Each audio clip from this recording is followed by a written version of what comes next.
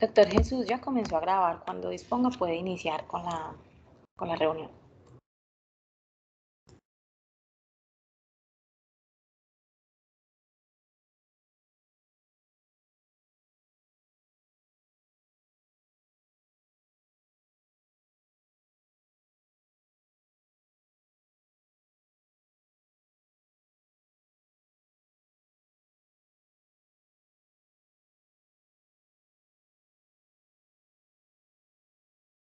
Polémica sobre ruedas, la... Listo, ya va a esperar 5 minutos. A ver si se conectan otros profesores, listo. Ok, Doc, listo.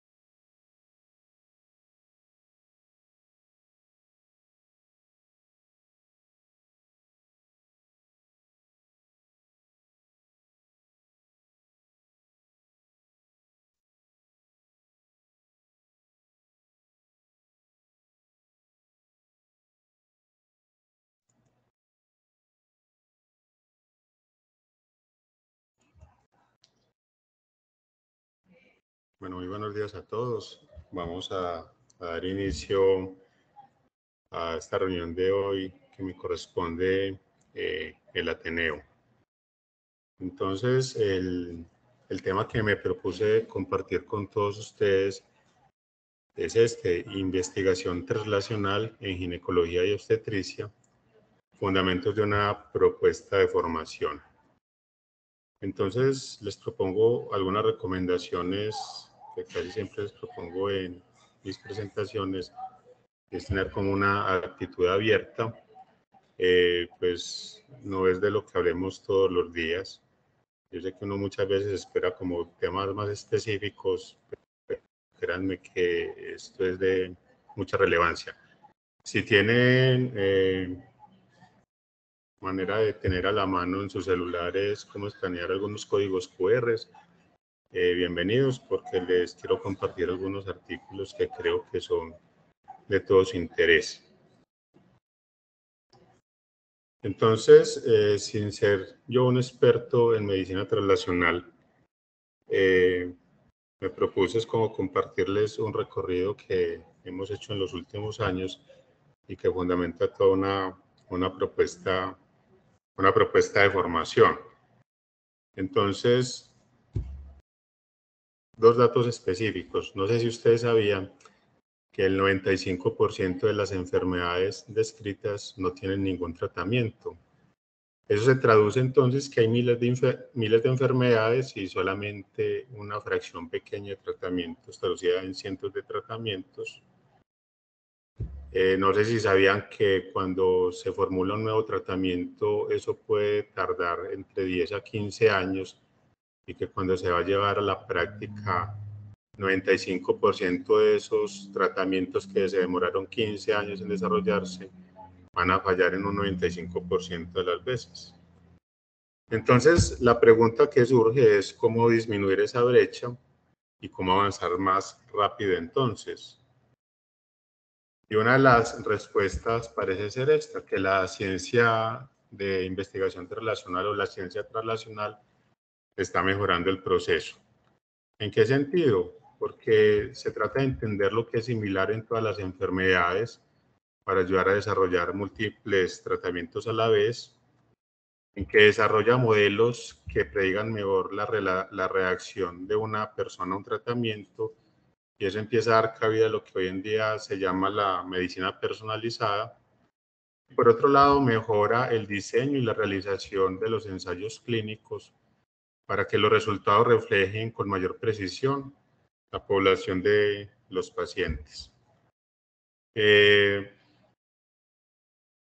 una institución aliada al Instituto Nacional de los Estados Unidos, que más tarde les comparto el código de enlace, que se llama el Centro Nacional para Avanzar en las Ciencias Translacionales, que tiene todo, pues, una cantidad de recursos que vale la pena visitar. Este es un primer artículo que les recomiendo. Este concepto de medicina translacional, pues, es un término que empezó a surgir desde la década de 1990, o sea que es más o menos de reciente aparición en el ámbito médico, no siendo así, hay quienes lo definen que es como un relanzamiento de viejos conceptos que cayó con mucho entusiasmo en el mundo científico. Entonces, vale la pena, pues, que lean este artículo. Entonces, el término en inglés con el que mejor se define lo que es investigación de traslación, no hay consenso, pues, en los términos. Algunos hablan de ciencias translacionales, otros de medicina de traslación, otros investigación de traslación. Es este término bench to bedside, que quiere decir cómo ir de la investigación que se hace en la mesa de un laboratorio o en la cama en el laboratorio clínico, y cómo llevar o aplicar ese conocimiento al ámbito del paciente. Entonces se pudiera decir o definir como la traslación, como el proceso de convertir todas las observaciones realizadas en el laboratorio, la clínica e incluso en la comunidad. O sea, esto hoy en día se consigue que no solamente es al ámbito del laboratorio como tal, y más tarde les digo por qué, en intervenciones que mejoren la salud de las personas y el público, desde el diagnóstico y la terapéutica hasta los procedimientos médicos y los cambios de comportamiento. Entonces es muy importante que este concepto de investigación de traslación mejora todos los procesos de innovación científica. Y a veces creemos que innovar es inventar cosas nuevas, sofisticadas, pero muchas veces es suficiente con mejorar la manera como hacemos las cosas. Y obviamente vamos encaminados a dar soluciones en cuanto al diagnóstico, pronóstico y ofrecer mejores tratamientos.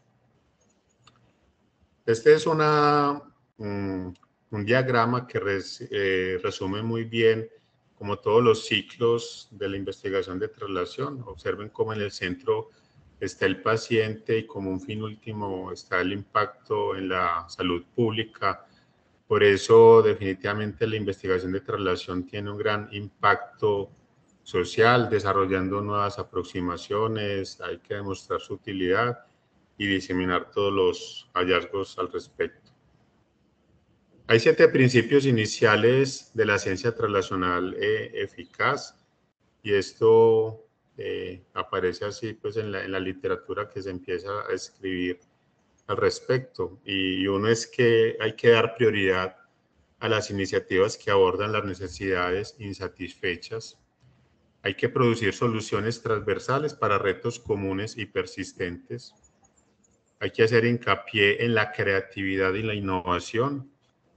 Hay que aprovechar la ciencia de los equipos interdisciplinarios. Hay que mejorar la eficacia y la rapidez de la investigación de traslación. De todo por lo que les dije, cómo es demorado llevar un nuevo tratamiento a la práctica clínica. Hay que utilizar asociaciones que traspasen las fronteras y definitivamente hay que utilizar enfoques de investigación audaces y rigurosos. Es tan novedoso toda esta terminología que cuando uno en PubMed, en términos MESH, ya aparece el término de investigación de traslación, pero observen cómo el año de introducción es 2022. Obviamente esto compila términos antiguos como investigación biomédica y la investigación, o sea que estamos frente al surgimiento pues como un nuevo paradigma en la investigación. Estos son los otros 2 códigos QR que los van a llevar a estos enlaces. Definitivamente esto hay mucho de dónde cortar.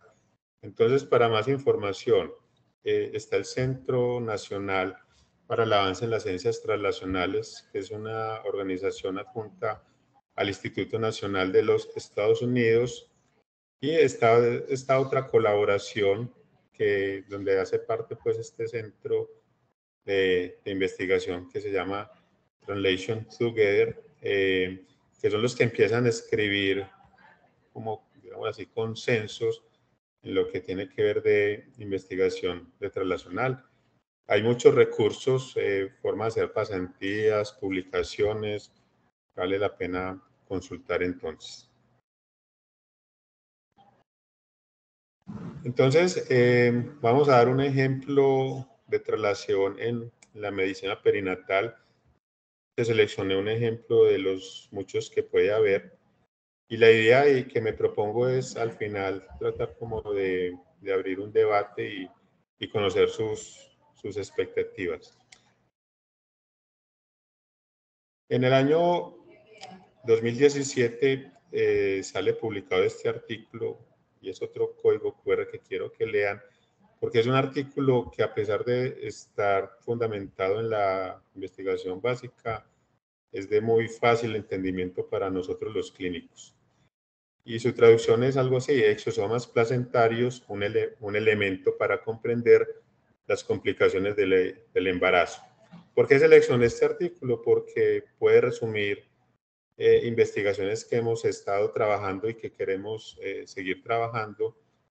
Y esto se fundamenta en que desde inicios de la década de los 80 se empezó a describir que la placenta libera, inicialmente se llamaba como detritus celulares o productos de desecho de toda esa apoptosis celular que ocurre a nivel placentario.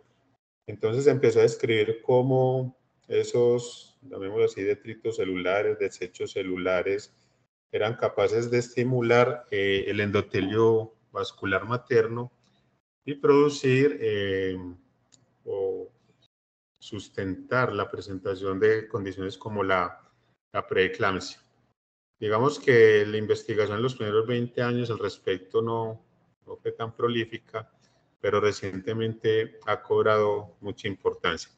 Entonces, esta es una investigación que se hace en el laboratorio y produce resultados como estos. Entonces, cuando uno está leyendo un artículo de este tipo, empiezan a aparecer este tipo de imágenes que para nosotros los clínicos no estamos tan familiarizados con este tipo de información.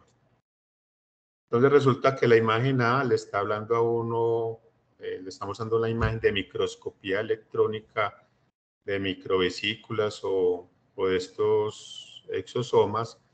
La imagen B nos está mostrando por métodos de cuantificación de esas moléculas, hablando del tamaño y concentración de esos exosomas. La imagen C es un análisis de Western blot y la imagen D es una imagen de citometría de flujo. Entonces, esto para uno como clínico es muy extraño y uno se hace la pregunta, ¿será que continúo leyendo o será que definitivamente descarto este artículo para incorporarme en la práctica clínica y hacerme preguntas adicionales? Yo los quiero invitar a seguir leyendo este tipo de comunicaciones y no desistir. Y por el contrario, entonces uno se tendría que hacer unas preguntas adicionales y definitivamente si trabajamos con el enfoque epidemiológico vigente, pues habría que descartarlo, pero hay conceptos también de la epidemiología molecular que habrá que estudiar después que nos permitirían entender mejor estos conceptos. Un artículo de este tipo le desarrolló a uno infografías de este tipo que de una forma didáctica le pretende a uno explicar todo lo que los autores encuentran. Pues obviamente está la unidad fetoplacentaria, esquematiza cómo esos exosomas transportan este tipo de moléculas, fracciones de ADN, fracciones de lípidos y otra cantidad de partículas. Entonces, uno de las preguntas, continuando con la motivación de leer este tipo de comunicaciones que se debería realizar es, ¿estos hallazgos entonces son aplicables a mi población? ¿Cómo regular entonces la liberación de exosomas? ¿Cuál es el punto crítico de la interacción? Porque estos exosomas interactúan también con el sistema inmune de la materna. O sea que entonces para entender y aplicar este tipo de información requerimos otro tipo de abordaje y de pensamiento. Entonces, es como la forma en que de una manera sana nos deberíamos aproximar a este tipo de artículos. Entonces, volvemos a este tipo, a este diagrama que les presentaba al inicio. El artículo que les acabé de plantear es un artículo hecho con 27 placentas provenientes de igual número de gestantes que se comparó con algunas pacientes sanas, no siguiendo los métodos de investigación tradicional que normalmente seguimos nosotros como clínicos. Entonces, volviendo a este diagrama, hay una investigación básica. Obviamente, para llevar esa publicación se tuvo que haber investigado mucho de exosomas y tratar de identificar todas esas partículas. Una investigación preclínica inicial, posiblemente en modelos animales. Se hace una investigación clínica y digamos que ese artículo responde a estas tres primeras fases de lo que es la investigación de traslación. Discúlpenme. pero queda faltando estos dos eslabones. ¿Cómo implementar eso en la clínica y qué impacto pudiera tener esto en la clínica? Y no se les olvide que esto todo es centrado en el paciente. Esta colaboración que les decía ahora de Translation Together publica este artículo que es muy bonito, que son las características fundamentales de un científico translacional, que básicamente son estas. El investigador translacional es un investigador riguroso, es un pensador en sistemas, es hábil con las comunicaciones entre todos los equipos de trabajo. Obviamente son personas que son expertos en la materia investigación. Hay que innovar los procesos. Recuerden que es uno de los principios fundamentales de la investigación de la traslación. Tiene que ser coequipero y tiene que estar dispuesto a cruzar las fronteras tradicionales del conocimiento. Entonces, esto resume muy bien de las habilidades que se requieren para dar este paso de incorporarse en la investigación de traslación. Entonces, brevemente les voy a contar una experiencia local y es la experiencia que nosotros hemos tenido acá en el Departamento de Ginecología y Obstetricia con una línea de investigación que es como el abrebocas de lo que planteamos para el final. Entonces, en el año 2013,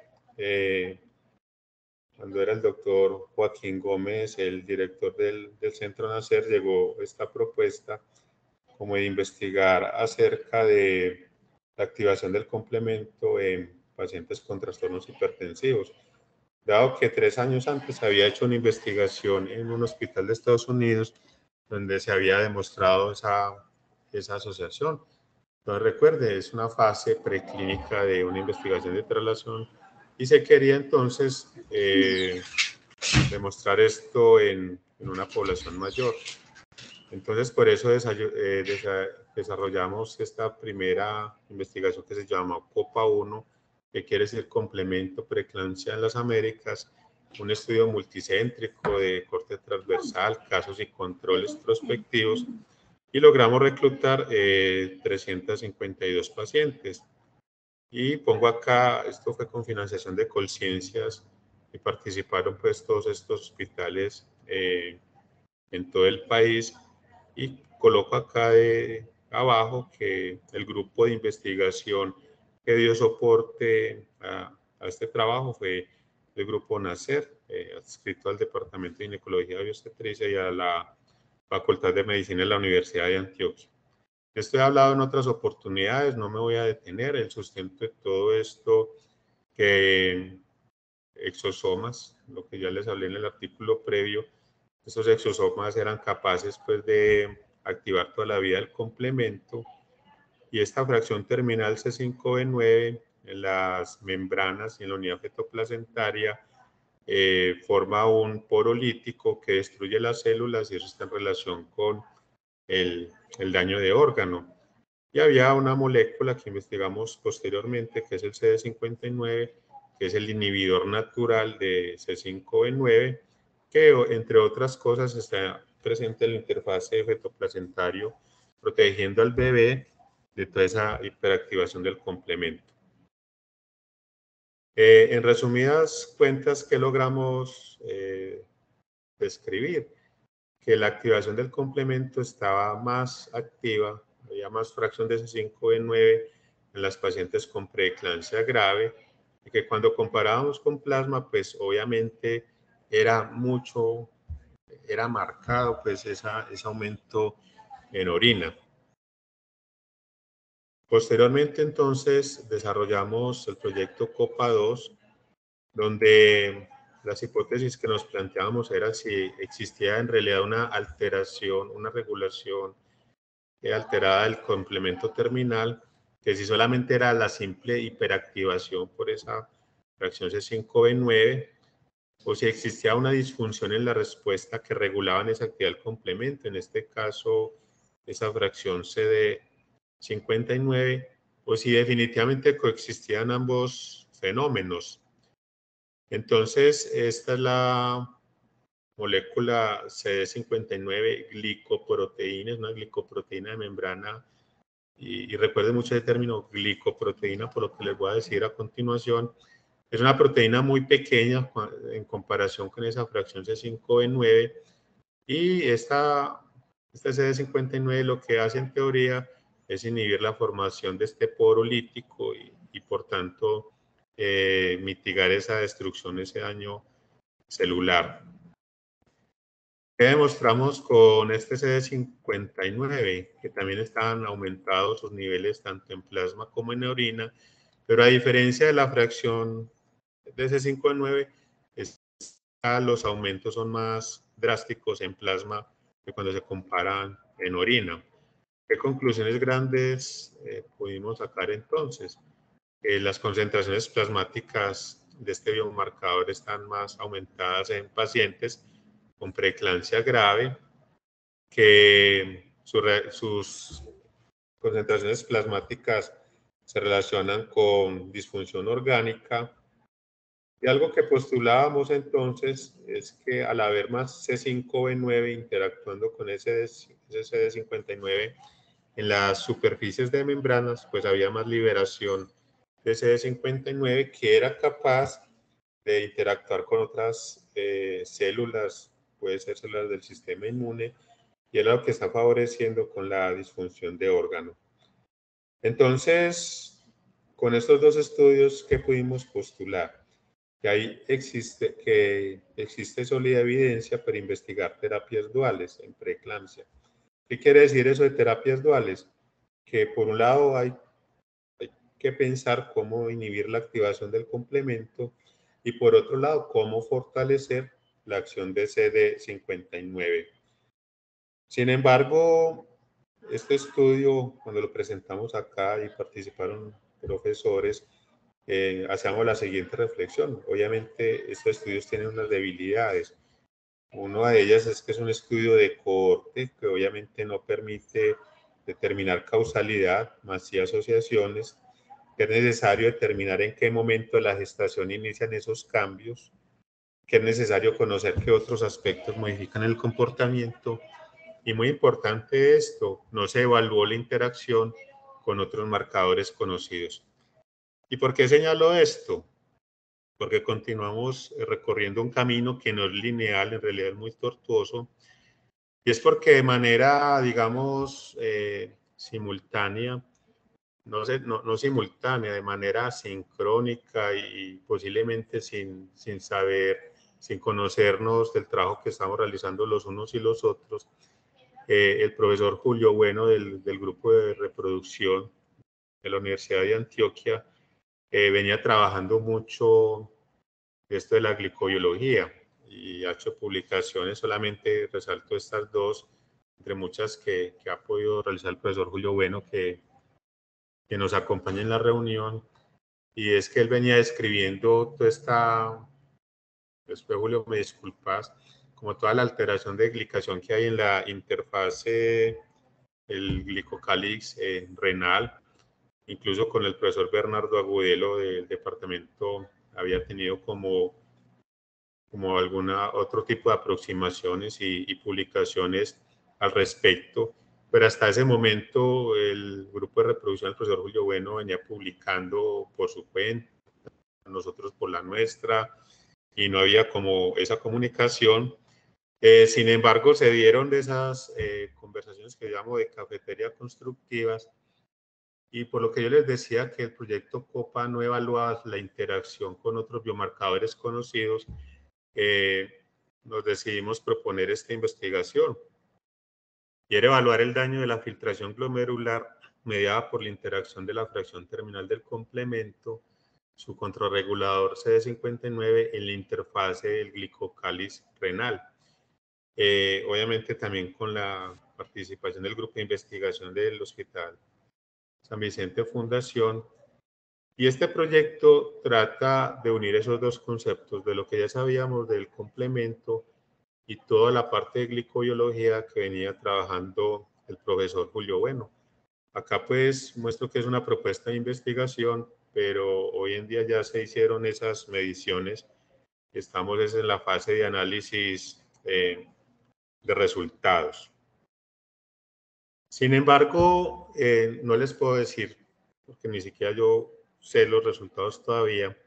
Este tipo de aproximaciones sigue teniendo debilidades, y por lo que les decía en el diagrama de investigación de traslación, y es que es necesario un estudio prospectivo en diferentes momentos de la gestación, porque ni tanto lo que ha investigado el profesor Julio Bueno de describir las paranasas y glicanos en la interfase del glicocáliz renal, y lo que veníamos investigando el complemento en preeclampsia, un estudio prospectivo que nos permite identificar en qué momento de la gestación empiezan a ocurrir esos cambios. Entonces viene otra conversación de cafetería con otro profesor de la Universidad de Antioquia, y es con el grupo de investigación en sustancias bioactivas, que es coordinado por el profesor Elkin Galeano, químico farmacéutico, y es un grupo que viene desarrollando desde hace mucho tiempo investigación de moléculas en distintos tipos de fluidos y de distintos humanos, animales, identificar sustancias en muchos tejidos, por así decirlo, y es bien prolífica la producción de este grupo. Entonces el profesor Elkin nos informó, el profesor Julio Bueno, a mí, que había una convocatoria de regalías, que qué podíamos investigar. Entonces es así como surge esta propuesta, y es investigar una estrategia para disminuir las complicaciones gestacionales asociadas al desarrollo de preeclampsia a través de la búsqueda de biomarcadores metabólicos que permitan realizar un diagnóstico temprano de la enfermedad en Antioquia. Este proyecto pues se empezó a diseñar en el 2019, vino la pandemia y finalmente fue aprobado con fondos de regalías. Entonces ya somos 3 grupos de investigación participando, y hay un problema central que espero que con lo que he venido hablando quede muy claro este problema central que resume esta investigación, y es que hay deficientes herramientas analíticas de diagnóstico temprano de la preeclampsia en gestantes. Entonces, somos 3 grupos de investigación con orientaciones distintas, pero que en un momento dado nos unimos en una pregunta común, que es uno de los 7 fundamentos de la investigación de traslación, y es dar respuesta rápida a problemas relevantes y de impacto. Entonces, sin hablarles mucho de esta metodología, de este trabajo, ¿qué pretendemos? Enfocarnos en 3 subregiones de Antioquia, que son las que tienen el 74% de las gestantes del departamento, y pretendemos analizar la orina de 1.500 embarazadas con menos de 15 semanas hasta la semana 35 de gestación. Esto es tomar muestras de orina cada 15 días, es un propuesto diseñado a 8 años. Entonces, en una primera parte, es hacer un estudio no dirigido de resonancia nuclear magnética, tratando de identificar metabolitos en esas orinas. Esa es la parte que coordina el profesor Elkin Galeano, que es el investigador principal de este proyecto. En una segunda parte, se van a investigar los glicosaminoglicanos como indicadores del daño endotelial vascular, y es la parte pues que hace el grupo de reproducción, y obviamente nosotros estamos encargados básicamente de la parte clínica y acompañar todo ese proceso de investigación. Entonces, este es un equipo de resonancia nuclear magnética que hace el análisis metabolómico. Esto es lo que cuando uno digita en Google que le muestra una imagen, sale esto. es obtener imágenes como estas, muy parecidas a las imágenes del primer artículo que les comenté. Sin embargo, les quiero mostrar el resonador real que hay en el laboratorio del profesor Elkin Galeano en Ciudad Universitaria. El esquema general del análisis obviamente es recolectar las muestras de orina, procesarlas, llevarles a este análisis metabolómico. La segunda parte, obviamente, identificar los glicosaminoglicanos y establecer rutas metabólicas potenciales. Obviamente se hace un análisis cromatográfico para identificar los pesos promedios de esas partículas. Resultados, pues obviamente uno de los más importantes es identificar biomarcadores metabólicos tempranos mediante el uso de técnicas analíticas en gestantes que vayan a desarrollar preeclampsia o un trastorno hipertensivo. Muy importante esto, consolidar un grupo de redes de trabajo y todo lo que tiene que ver con involucrar grupos de investigación en torno a una investigación translacional. Y muy importante esto, innovación de procesos.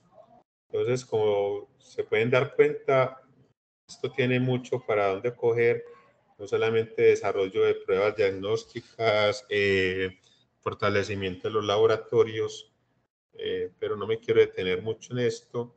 Y obviamente tendrá un impacto en las guías de atención que se hagan en el país. Entonces, con todo este recorrido, ¿cuál es el impacto que queremos que tenga todo esto en la formación? Y el profesor Julio Bueno del grupo de reproducción y yo hemos desarrollado esta propuesta y vale la pena pues acá hacer el paréntesis muy importante que ambos hemos contado con el apoyo de la doctora Ángela Cadavid, directora del grupo de reproducción, y la doctora Sandra Vélez, jefe del departamento de ginecología y obstetricia. Y sin ellas dos, esto digamos que no funciona, no es posible llevarlo a cabo, sino hay apoyo pues de los jefes. Y afortunadamente el señor decano de la Facultad de Medicina entiende muy bien esta necesidad de la investigación de traslación y apoya mucho esta propuesta. Entonces, ¿cómo lo hemos denominado? Integración desde la perspectiva de las ciencias básicas hacia la resolución de problemas en el área clínico-quirúrgica del Departamento de Ginecología y Obstetricia de la Universidad de Antioquia, una propuesta integral de formación e investigación en medicina translacional. Y un segundo paréntesis, ha habido una comunicación tradicional entre ambos grupos. Sin embargo, esa relación no ha sido oficialmente formalizada y yo pienso que llegó el momento de formalizarla y con unos objetivos de trabajo muy claros. Entonces, esta propuesta integral, digamos que tiene 7 puntos y el primer punto es la creación de una cátedra de integración básica y clínica en el Departamento de Ginecología y Obstetricia. Lleva a la creación de una rotación en área básica para empezar en el laboratorio de producción de la Universidad de Antioquia, pero con esta investigación que vamos a hacer en 8 años, pues existe la posibilidad de ir al laboratorio del grupo de sustancias que lidera el profesor Elkin Galeano. Parte de la propuesta está esto muy importante, crear un semillero de investigación en pregrado, porque ¿qué pasa con nosotros? Que como ya estamos en semestres tardíos, algunos estudiantes internos y se acercan a que quieren formularse una pregunta de investigación en medicina perinatal, pero uno es consciente de que viene el internado y que posiblemente no van a poder finalizar su trabajo ni pregunta de investigación. Por eso es que queremos coger desde semestres más bajos y que los estudiantes se vayan familiarizando con todos estos conceptos de investigación de traslación y que es posible llevarlos a cabo. El cuarto componente es investigación en posgrado. Hay que vincular a docentes y residentes de ambos lados, del departamento y del grupo de reproducción. Y enseguida me detengo un poco en esa propuesta. Tenemos alianzas actuales que le dan mucho peso y soporte a toda esta fortaleza. Además, pues de nuestro hospital universitario, contamos alianzas con otras colaboraciones como Fondared Materna, hacemos parte de esta red iberoamericana de alteraciones vasculares asociadas a los trastornos del embarazo, que a su vez hace parte de una colaboración más grande que es Global Pregnancy Collaboration. Contamos con la Facultad de Química Farmacéutica de la Universidad de Antioquia y recientemente hicimos una alianza con un laboratorio de una universidad en Alemania. Parte de la propuesta entonces lleva a la creación de un biorepositorio.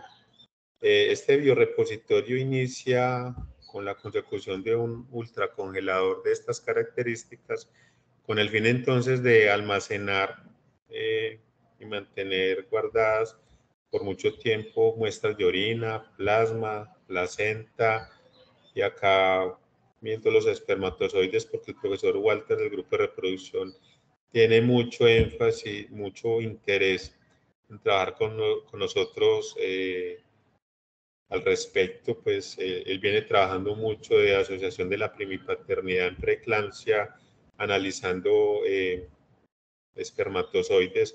Entonces, entre más, esto abre muchas puertas.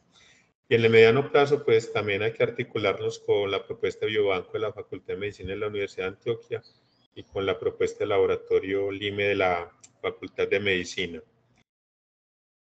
Y queremos iniciar esta propuesta integral con esta investigación y es caracterizar glicanos terminales en las vesículas extracelulares y su relación con la disfunción endotelial en la preeclampsia.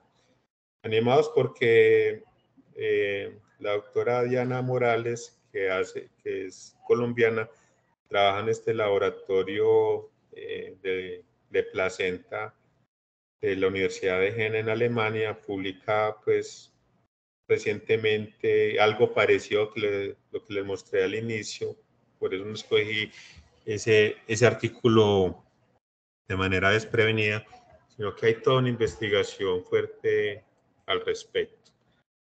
Entonces, volviendo a esto de la investigación en posgrado, pues consideramos que parte de la rotación que debe realizar el estudiante de posgrado en esta área de investigación básica es que vaya al laboratorio y se familiarice pues con todas estas técnicas de procesamiento. Esta es Lisette, microbióloga, estudiante de maestría del profesor Julio Bueno, quien amablemente me compartió estas fotografías, pero faltan otros procesos. La doctora Ángela y el profesor Julio trabajan en obtención de muestras de placenta, entonces cómo procesar esas muestras, cómo obtener células de cordón umbilical, que algunos de ustedes han visto que viene alguien del laboratorio de reproducción a llevar placentas, cordones. Entonces hay todo un proceso y una metodología al respecto.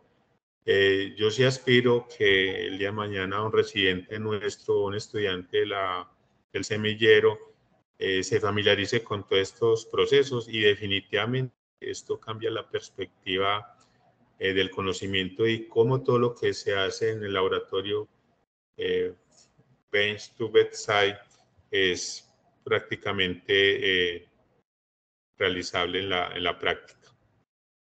Y aparecen estudios adicionales de la necesidad pues, de la investigación translacional en las residencias clínicas.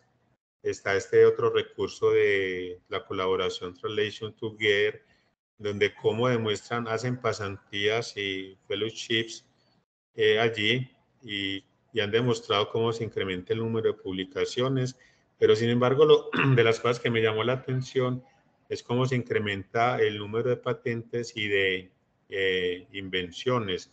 O sea que definitivamente la productividad se incrementa, pero recuerden que uno de los objetivos más importantes es disminuir la brecha entre lo que se investiga en un laboratorio, en una comunidad, y cómo lo llevo ese conocimiento a la clínica.